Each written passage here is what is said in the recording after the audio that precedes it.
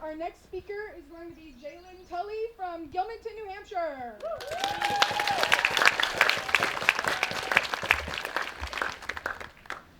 My first time being called a nigger by a white adult male was when I was 7 years old and looking at Oreos and Vista Foods. While I did not know what it meant or how to process the situation, I knew enough to know that it was wrong, and I felt embarrassed for it. I walked away and met back up with my mom in the store. I never ended up telling her what happened. It took almost 5 years for me to not only learn what that word meant, but also why it was directed towards myself. Though I told a story of mine, I'm not standing here today and speaking out for myself. As someone who has firsthand seen racism rear its ugly head, my heart breaks for every single black man, woman, and child who is unable to exist in their own country for your fear or pain. I'm here today for each and every one of them. And while I'm not ignorant enough to believe that I will change the world, I'm speaking today with the purpose and hope of imparting a small yet powerful sentiment onto all of you today. That being the fact that everyone here needs to care about all black lives, not just the ones that are dead.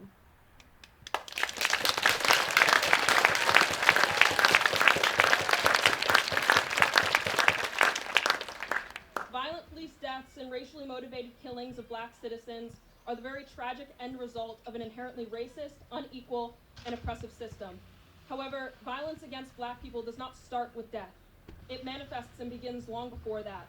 Racism and the ignorance that comes with it is invisible and damaging, much like sand and carpet fibers.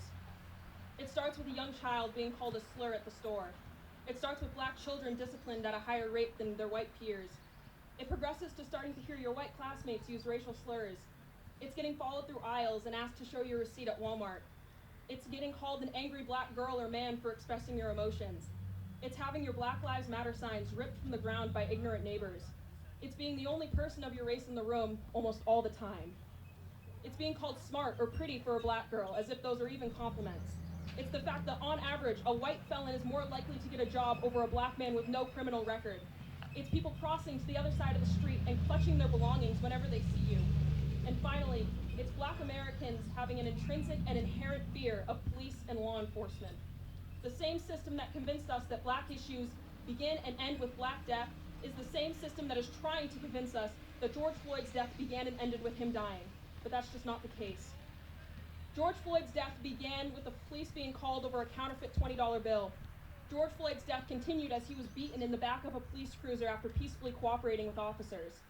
George Floyd's death was likely when he was pinned to the ground by 3 officers, one kneeling on the back of his neck.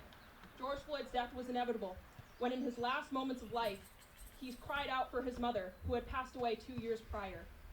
George Floyd's death was the product of a deeply flawed and prejudiced system that works to silence black voices and drop black bodies.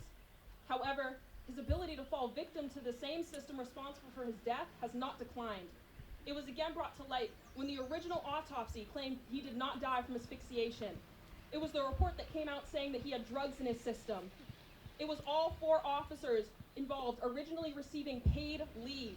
It was Derek Chauvin, his killer, having 12 prior unaddressed police brutality claims made against him, along with 4 other murders. It was the fact that nationwide protests had to ignite for all 4 officers to be charged. As communities, leaders, and people, we have to do better. I demand that we do better, because quite frankly, I am tired of watching people around me being content with the status quo.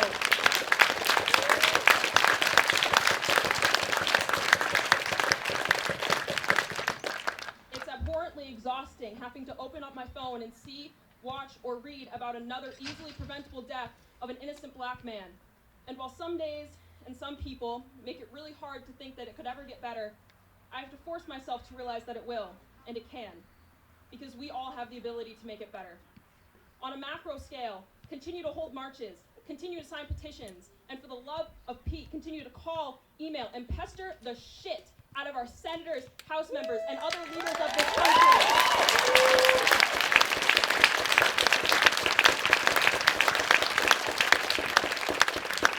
Do not let the people in charge forget what we are fighting for. Do not make it easy for them to sweep the last month of progress and hardships under the rug.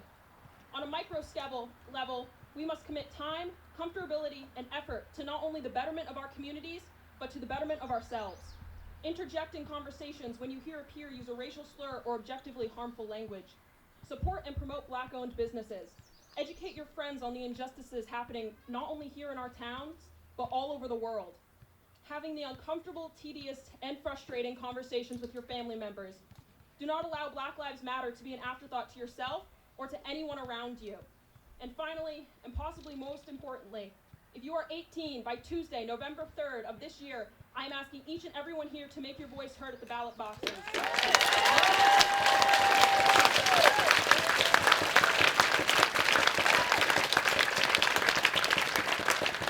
If you are here today, you must truly care about not only Black lives, but the lives of every other person in America who does not look, speak, or act the same way that you do. Protect them and every other person whose rights are in danger by keeping number 45 in office.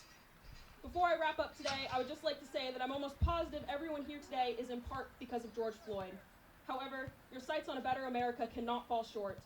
Calls for justice cannot be backed by complacency and performative activism. If you are here for George Floyd, you must also be here in the names of Breonna Taylor, Elijah McClain, and Tony McDade. You must also stand in solidarity with the families of Eric Garner, Sandra Bland, Trayvon Martin, and Tamir Rice. You need to be here today for the victims of police violence whose cases haven't seen the justice that they need.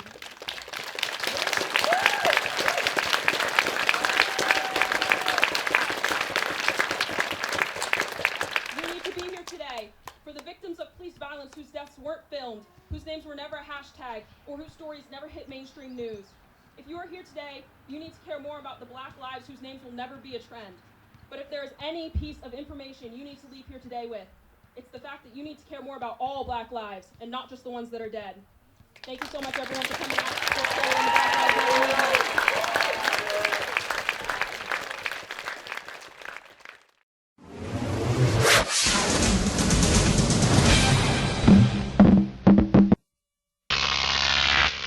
Croc TV.